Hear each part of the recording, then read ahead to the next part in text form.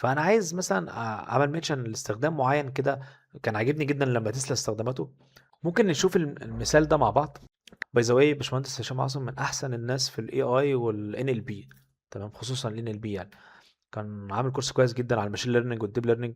فهو كان منزل هنا، كان بص ده عجبني قوي عشان كنت متابعه، ان تسلا كان في حد قبل ما نشغل الفيديو، ان في حد العربيه كانت ماشيه هي ذاتيه القياده، ما فيش حد سايقها، عربيه ذاتيه القياده ما فيش حد سايقها، فهي ماشيه في طريق معين،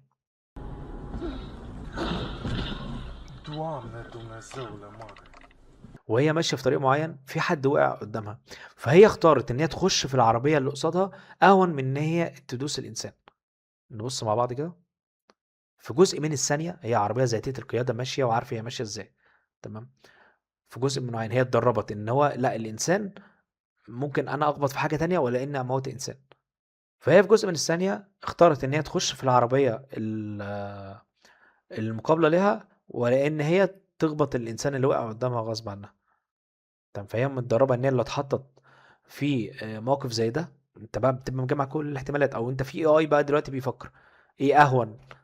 تمام، في برين جوه ايه اهون، ان انا اخش في الاله المقابله، ولا يعني الدمج هيكون ايه، ان انا اخش في العربيه اللي جايه قصادي، ولا ان انا اخبط الانسان. فده كانت حاجه مبهره جدا من تسلا الصراحه.